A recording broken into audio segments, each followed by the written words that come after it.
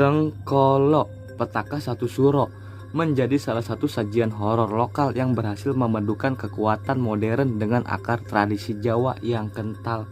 Sejak menit awal, film ini langsung mengajak penonton masuk ke lorong gelap antara mitos, kepercayaan turun-temurun, dan trauma yang diwariskan lintas generasi. Dalam konteks Jawa, Sengkolo sering dimaknai sebagai kesialan akibat perbuatan manusia itu sendiri. Kulo ngaturaken sesaji. Film ini mengangkat filosofi tersebut dengan kuat. Teror bukan datang tanpa sebab.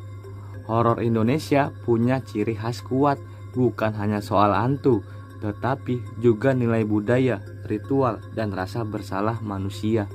Film ini berdiri kokoh di atas fondasi tersebut, memanfaatkan malam Satu Suro sebagai simbol waktu sakral yang penuh pantangan.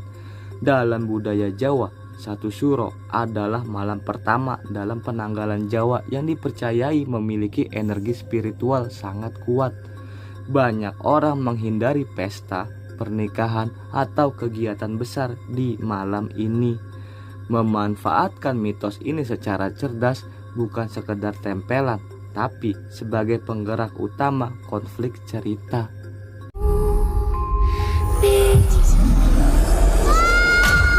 Ini pasti ada kaitannya.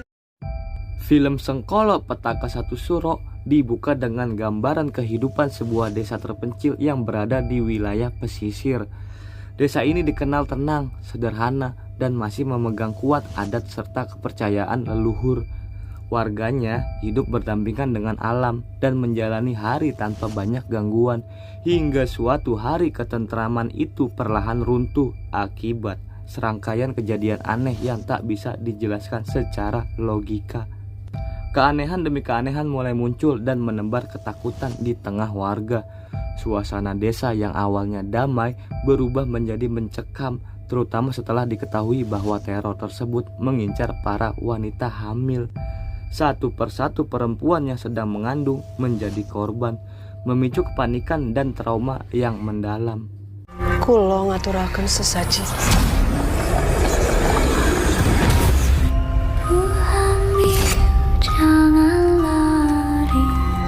Warga mulai mengaitkan kejadian ini dengan mitos lama tentang malam Satu Suro, malam keramat dalam kepercayaan Jawa yang diyakini sebagai waktu munculnya kekuatan goib dan petaka besar.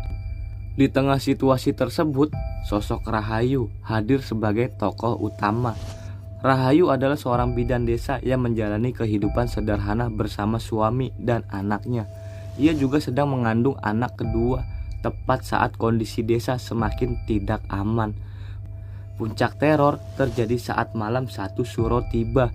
Hujan deras mengguyur desa, petir menyambar tanpa henti, dan suasana terasa semakin mencekam. Di malam yang penuh aura mistis itu, Rahayu harus menghadapi proses persalinan di tengah ancaman kekuatan jahat yang mengincar bayinya. Pada saat yang sama, sosok iblis yang selama ini bersembunyi akhirnya menunjukkan wujud dan niat sebenarnya. Rahayu dipaksa melawan ketakutan terbesar dalam hidupnya. Ia harus berjuang demi keselamatan anak dan keluarganya dari ancaman tak kasat mata. Sengkolo Petaka Satu Suro memperlihatkan bagaimana duka, rasa takut, dan keyakinan yang goyah bisa menjadi celah bagi kekuatan goib untuk masuk. Pertanyaannya, mampukah Rahayu melepaskan diri dari Sengkolo Petaka yang selalu datang di setiap malam Satu Suro?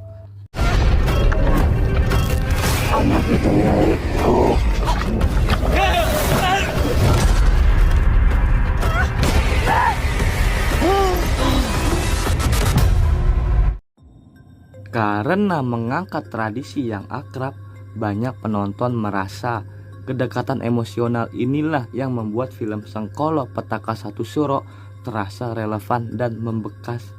Film ini tidak menggurui, tetapi menyiratkan bahwa tradisi lahir dari pengalaman panjang manusia. Menghormatinya bukan berarti kolot, melainkan bentuk kesadaran budaya. Pada akhirnya, film Sengkolo Petaka Satu Suro bukan hanya tentang hantu atau kutukan, melainkan tentang manusia, kesalahan, dan warisan budaya yang sering diabaikan. Film ini berhasil membuktikan bahwa horor terbaik adalah yang merasa dekat, sunyi, dan perlahan menggerogoti pikiran penontonnya. Jika Anda mencari horor lokal dengan rasa, makna, dan atmosfer yang kuat, film Sengkolo Petaka Satu Suro adalah jawabannya. Kau pergi sekarang dari sini.